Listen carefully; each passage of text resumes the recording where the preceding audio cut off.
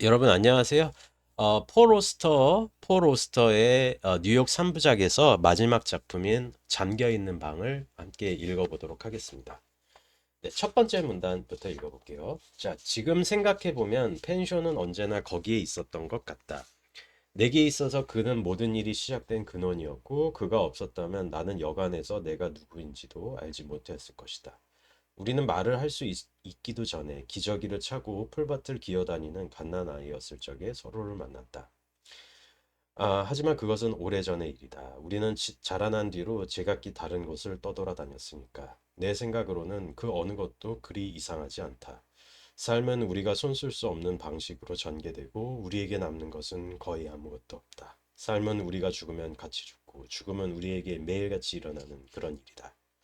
7년 전 11월 나는 소피 펜쇼라는 여인에게서 편지를 한 통 받았다. 그 편지는 이런 말로 시작되었다. 선생님은 저를 모르실 거예요. 이렇게 뜬금없이 편지를 드린 것도 사과드립니다. 그리고 이 소피 펜쇼에게 어떤 이야기를 드리게 되냐면 자신의 남편인 펜쇼가 천재 작가였으나 갑자기 실종 처리가 되고 사망 처리가 됐다는 얘기예요. 그리고 펜쇼가 남긴 유언을 받아들이는데 실종 시 지금 나에게 어, 1인칭 화자인 나에게 모든 원고를 주고 자기의 전기를 써달라고 사실은 이야기를 한다는 얘기죠. 무슨 얘기인지 아시겠죠? 그리고 나서 이 아이와 조금 읽어볼게요. 그녀는 첼시에 있는 붉은 벽돌 연립주택에 살고 있었다. 길어서 걸어서 올라가야 하는 음침한 계단이 나 있고 벽에 페인트 칠이 벗겨지고 있는 낡은 건물이었다. 나는 다른 집들에서 나는 라디오 소리, 말다툼 소리, 변기에 물 내리는 소리를 들으며 그녀가 사는 5층까지 올라간 다음 숨을 고르려고 잠시 멈췄다가 문을 두드렸다. 그리고 아이가 있고 조그만 아이가 있고 소피 펜쇼와 사실은 상당히 미인으로 평가가 돼요. 그러니까 여기서 사실 폴 오스터의 어떻게 보면은 방법론적인 메타포가 또 드러나죠. 그 거대한 괴물에서도 벤자민 sak스가 자신이 어떻게 보면은 살해한 남자의 아내 동거녀의 삶으로 사실은 또 진입을 하게 되죠. 그래서 자신이 죽인 사람의 삶을 자기가 또한 또 대신 사는 것 같은 그런 메타포를 주는데 여기서도 이름 없는 화자는 사실은 벤자민 펜쇼가 아니라 펜쇼라고 하는 그 사람의 옛 친구의 삶으로 들어가게 된다는 얘기예요. 그리고 나서 이 아름다운 아내와 소피 펜쇼와 펜쇼의 아들인 벤의 아버지 노릇을 하게 돼요. 그리고 소피와 결혼을 하게 되죠. 그리고 이 사람이 남겨놓은 펜쇼가 남겨놓은 엄청난 미완성의 작품은 상당한 걸작이고 그것을 출판함과 동시에 이 사람이 원고의 수익을 얻게 됨으로써 사실은 굉장한 명성을 얻게 돼요.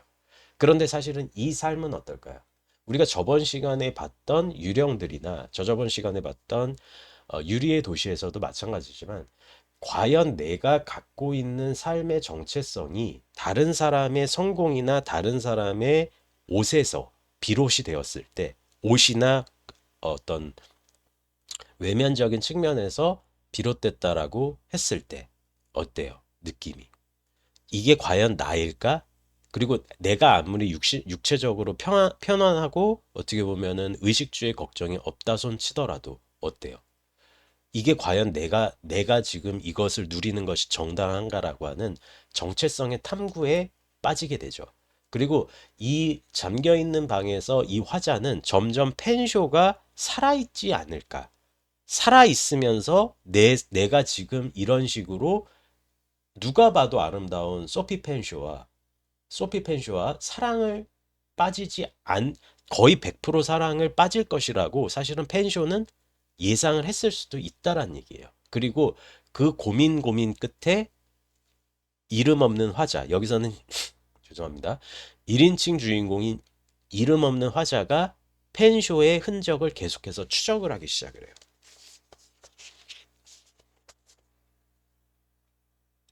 이 사람은 그래서 화자는 계속해서 그거를 망각하려고 해요. 현재에서 본인이 누리고 있고 현재에서 지금 소피와 벤과 이렇게 누리는 삶으로서 그리고 어쨌든 간에 평단과 어떤 판매 부수의 그 수익으로서 본인이 가지고 있는 정체성을 계속해서 스스로 좀 기만을 하려고 하는 거죠.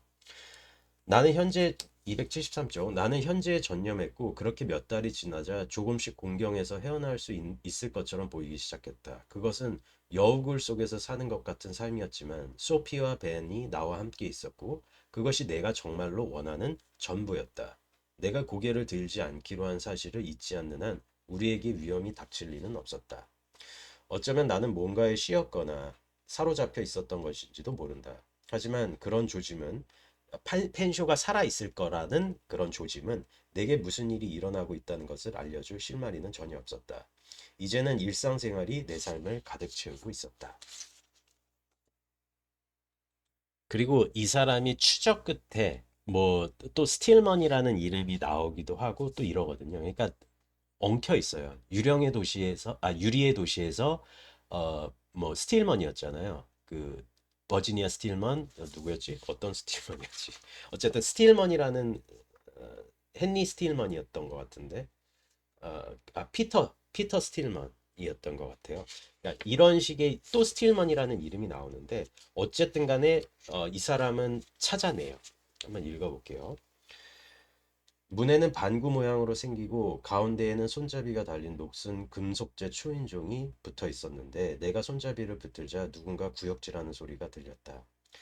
그리고 가는 동안 프로비던스에 가는 동안 비가 우중충하게 내렸고 이랬고 저랬고 이런 이야기를 하고 있어요. 오랜 침묵이 흐른 뒤 거의 속삭임 같은 목소리가 들려왔다. 나는 그 문으로 다가가 문 사이에 귀를 바짝 갖다 댔다. 자넨가 펜쇼? 그 이름은 쓰지 말게. 그 목소리로 이번에는 좀 더 분명하게 말했다. 난 자네가 그 이름을 쓰도록 놔두지 않겠네. 나를 들여보내주게. 내가 말했다. 문을 열고 나를 들여보내줘. 그럴 수 없네. 그 목소리가 대답했다. 이게 사실은 펜쇼인데 펜쇼라는 이름을 쓰지 말라고 했으니까. 우린 이런 식으로 얘기해야 할 걸세. 나는 문 손잡이를 움켜쥐고 사납게 문을 흔들었다. 문을 열라니까 문을 열게. 그렇지 않으면 문을 부숴버리겠어. 안 돼. 문은 아예 열지 못하게 되어 있네. 이제는 안에 있는 사람이 펜쇼임을 확신할 수 있었다. 나는 그가 이름을 사칭한 사람이기를 바랬지만 그 목소리를 너무도 잘 알고 있어서 다른 누구라도 생각할 수 없었다. 나는 지금 총을 들고 서 있네. 펜쇼인 그가 말했다. 그리고 총구는 똑바로 자네를 겨누고 있고 만일 자네가 문을 뚫고 들어온다면 난 그대로 쏘아버릴 걸세. 그 말은 믿지 않겠네. 그러면 이 소리를 들어보게. 그 말에 뒤이어 그가 문으로부터 몸을 돌리거나 소리가 나더니 다음 순간 총이 발사되고 회벽 부스러기들이 마룻바닥에 떨어지는 소리가 들렸다. 그 사이에 나는 방안을 조금이라도 엿볼 수 있을까 해서 갈라진 틈새로 들여다보려고 애를 썼지만 그러기에는 틈이 너무 좁아서 실처럼 가는 회색빛 탈줄기 위에는 보이지 않게 되었다. 알았네. 자네에게 총이 있군. 하지만 자네를 보게 해주지 않으면 내가 어떻게 자네가 자네라고 말하는 그 사람인 줄 알 수 있지? 난 내가 누군지라고 하지 않았네. 그렇다면 다른 식으로 말해보겠네. 내가 어떻게 만나려고 바로 그 사람과 얘기하고 있다는 걸 알 수 있지? 자넨 나를 믿어야 할 것에. 펜쇼라고 하지 말라니까 또다시 펜쇼라는 이름 자체가 가진 개별성을 부정하고 있는 거예요.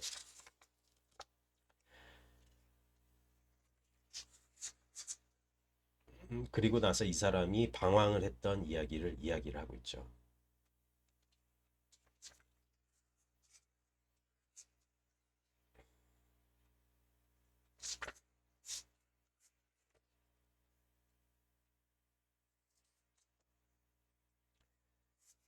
여러 이야기 끝에 뭐 그앤 뭐 내 아들일세 아니 그렇지 않아 그앤 내 아들이네 뭐 우리 그걸 하지 못하겠네 소피는 누구인가 그냥 뭐 자질구레한 이야기일 수도 있고 도대체 이 펜쇼가 왜 이렇게 본인을 가두고 왜 이렇게 본인의 어떤 그런 어, 영역을 이렇게까지 다른 사람이 들어오게 하는 것을 병적으로 그리고 굉장히 다른 사람이 나에게 들어오는 것 자체가 어떻게 보면은 나의 정체성을 뒤흔든다라고 생각할 정도로 그리고 본인이 본인 자신마저도 그렇게 세상과 완전히 구획을 지어버린 것이죠. 음, 그리고 공책을 가지고 돌아가라고 이야기를 합니다. 너무도 기진맥진해서 한순간에 그대로 쓰러질 것만 같다는 생각이 들었다. 머리가 멍해진 나는 기절하지 않으려고 애쓰면서 몸을 지탱할 손잡이에 매달렸다. 내가 남부역에 도착했을 때 7시가 막 지나고 있었다. 나는 기차가 들어오기 몇 분 전에 천천히 선로 쪽으로 걸어 나왔다. 다시 비가 내리고 있었다. 내 입에서 나온 입김이 내 앞쪽의 대기 중에 허연 김으로 서렸다. 나는 공책에서 종이장을 하나하나씩 찢어서 손으로 박박 구긴 다음 플랫폼 옆에 있는 쓰레기통 속으로 떨어뜨렸다. 내가 마지막까지 다 찢어냈을 때 기차가 역에서 막 출발하고 있었다.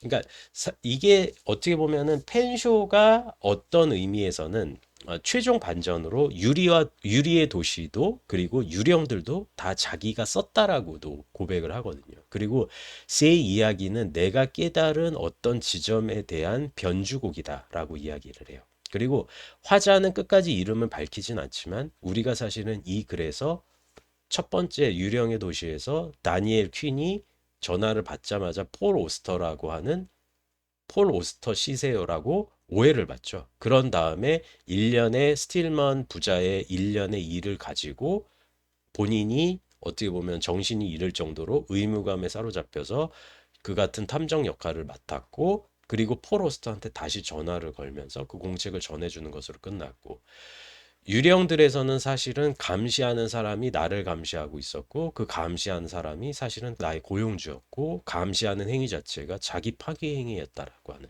이런 묘한 또 변주가 있었고 마지막에는 사실은 우리는 포로스터가 이 글에서 화자 이름 없는 화자를 자신으로 칭하고 있고 펜쇼라고 하는 가상의 인물이 되었건 뭐 있는 인물이 되었건 포스트 모던이 이런 매력이 있으니까 펜쇼라는 인물의 능력을 훔쳐서 본인이 이런 식의 이야기 메타픽션을 다시금 재구축했다라는 식으로 해석을 할 수 있다라고 봤을 때 사실은 굉장히 이 글이 멋들어진 글이죠. 그리고 저는 그런 것 같아요. 이 글에서 그러니까 포러스터의 소설의 매력은 그거 같아요. 그러니까 뉴욕 삼부작이 뭐 저는 우연의 음악도 좋아하고 거대한 괴물을 좋아하는데 포르스터 작품 중에서 달의 궁전 그리고 뉴욕 삼부작 그리고 환상의 책 그 책이 이제 가장 그 높은 평가를 받고 있는데 포르스터는 기본적으로